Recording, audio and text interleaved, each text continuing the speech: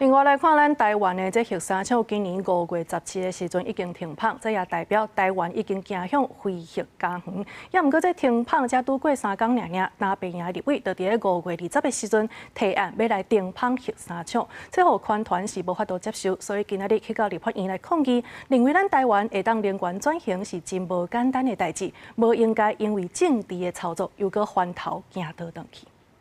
想要让已经运转40年的核三续命，你们根本就是全台湾最大的诈骗集团。 屏东核三厂5月17才拄一，南北立委就随举办重新启动核三厂的公投，引起环团不满，把伊伫立法院头前演出行动剧。环团表示，核三伫咧屏东地区运作40天，顶个月5月17才算全面拄一，屏东居民无简单会当正式脱离核能的风险，才过3天就要重新面对这个风险。民众党不管是前主席柯文哲或是现在的主席黄国昌，都曾经对公众说过反对核能，而国民党的侯友宜跟朱立伦也明明白白的说过，没有核安，没有核电。但是现在呢，他们都把他们讲的话都说过就忘。然后呢，现在来说他们要重启核能。核三重新启动公投，伫8月23投票，环团爱民众徛出来投反对票。因认为5月17核三拄一了后，台湾真无简单，才食做亚洲头一个非核的家园。这几冬政府推动再生能源，